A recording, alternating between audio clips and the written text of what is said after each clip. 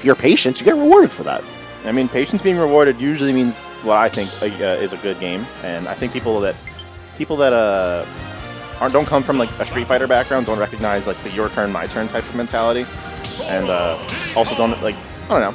I've always thought that it's cool that, you know, in other fighting games it's called zoning, not camping, because camping is like from the Halo like first-person shooter, like set up a camp, don't interact, you know, and it's not a lack of interaction that was you know, that does that kind of thing. It's there's interacting. No, yeah, with zoning, it's the idea you're controlling a specific space. That's literally what it's called, zoning. Yeah.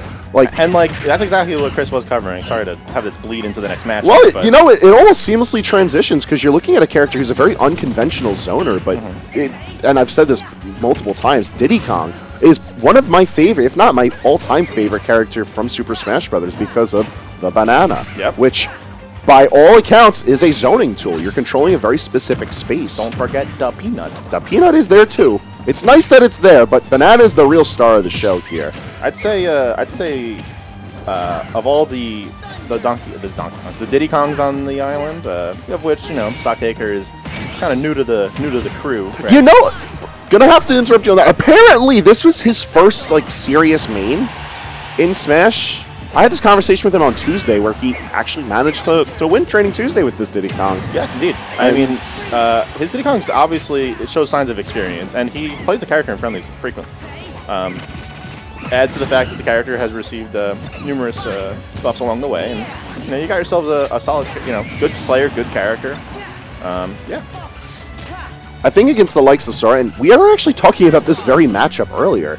I'm forgetting now if it was these two exactly, but the notion of controlling the ground effortlessly fits into Diddy Kong's domain. Yes. Go into the air, and all of a sudden that's Sora's domain. I always tell people who need matchup advice against Diddy Kong, like, I always tell them one thing, and no one ever seems to like, it never clicks with people, and I don't understand why. It's so simple. You cannot trip in the air, right? So if you struggle with this matchup, that means you need to expand your aerial play, and Sora is a character all about that kind of thing. So I imagine that this matchup must be quite difficult for the monkey.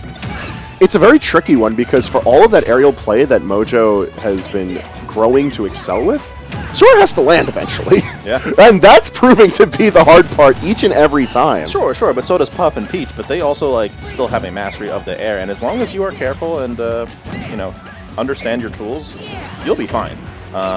I mean, the banana will be less problematic, but you still have to deal with Diddy's other excellent tools. Probably one of the best forward airs in the game. I would dare say it is. Yeah. Combined with the excellent nair and back air and down air, like, you know.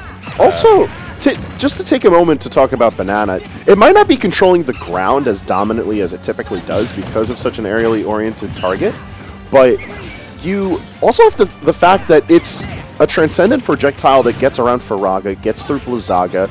You don't really have to worry about getting through Thundaga, but it does that too. And having that as a way to hit through that, and of course the tripping to act as your hit confirm, banana down tilt up smash will always be live for Stocktaker. Also, if he ever gets the timing right, the angel drop will be a blessing, so that you don't have to worry about when Sora eventually does come back to ledge. He's gone for it a couple of times, but Mojo's timing on the up Bs has kept him safe from any time you see the Z drop banana.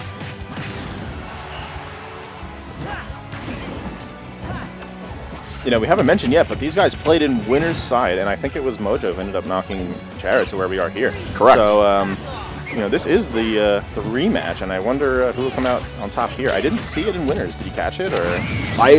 I'm forgetting if I commentated it earlier, to be honest with you.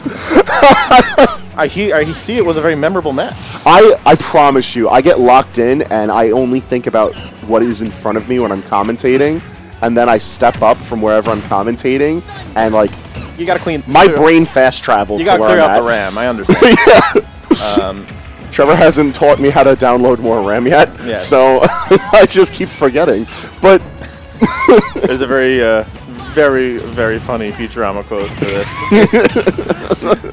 There's a robot that's Fry's companion, and they're like parting ways, and it's like, Fry, I'll always remember you. Memory deleted. That show is golden. If you haven't watched Futurama, please do so. That show is actual perfection from start to finish. Ooh. Toggling back into the match, I feel like Stocktaker's been playing this as slow and steady as he needs to, and it's reflecting in the fact that there's 2.5 minutes left on the clock. The damage is favoring Stocktaker. In fact, the game is favoring Stocktaker. It looks like we have someone joining us on the mic. We do. Psychokinetic Christopher. You're gonna be tagging along. Yep. So you're hopping in with Am I good? Stocktaker up cool. the game. Yo, his Diddy's nutty, dude. Yeah. I won't even lie to you.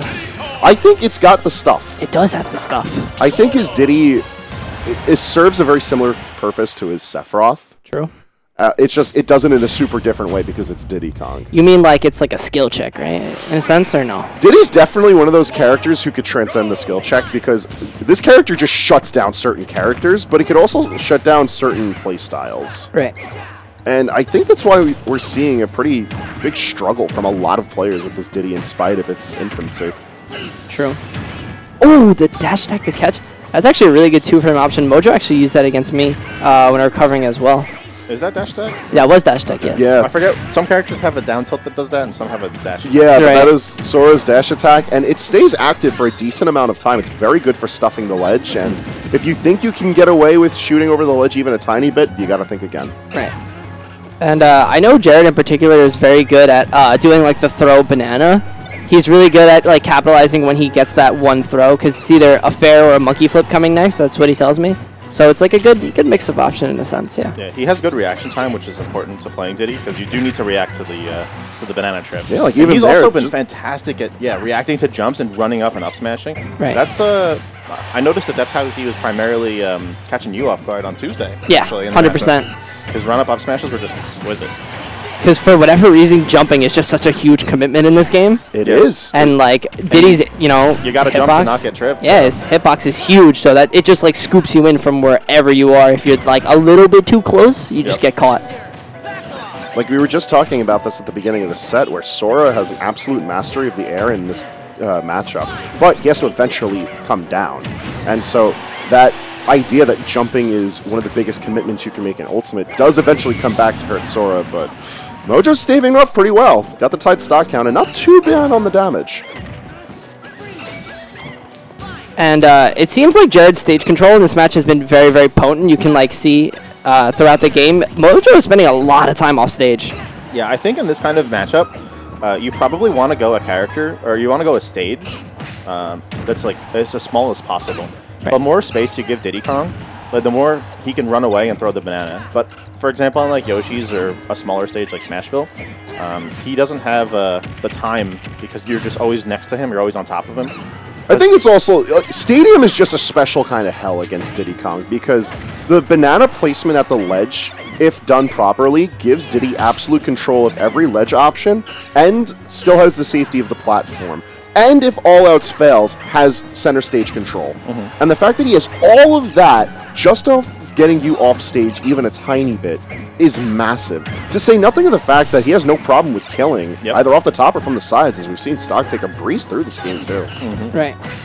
Something I learned about playing Diddy yesterday is that like the amount of, like you were saying before, the presence he has on stage while you're off stage is very, very threatening. And like you have to mix up how you get to stage because a lot of it, like you said before, gets covered. Yep. And just the way you maneuver yourself around Banana is super important no matter what character you're playing. Yep. I think most important in this matchup is see how he just let him run back and get the banana. On smaller stages, you can't do that. And if you're being aggressive, you have to stay on top of him. You can't let him breathe. Right. And if you have advantage, you can't like let him up. It's kind of like when like you know like the gyro from Rob is like out of play. Like you gotta just that's when you attack. That was weird. The wall. That interaction made me sad because as Mojo, you have to recognize that you want this play off stage. Now, to Mojo's credit, he has been, forced to play at the ledge because of Stocktaker's stage control. But you can turn that curse into a blessing because all it takes is one proper read in neutral. You get your grab, throw off stage. All of a sudden, Diddy is dead to rights. Because with proper reaction with Nair or Fair, you're knocking him out of Monkey Flip, you're knocking the Rocket Barrel packs off him, and you're sending him to an early death. Yeah. Right. That's where Sora really gets to shine in this matchup, because if Diddy Kong can jump and forward air you, and he has ground to land on to consistently threaten that space with forward air, or respawn a banana, or dash away, as face is highlighted. Yes. Then Diddy is dangerous. If Diddy puts out a hitbox, Wow. you need to be able to react to it, but it's too much Diddy space, and it's just too good of Diddy play. The monkey wins 2-0, but not the monkey we wanted in our hearts.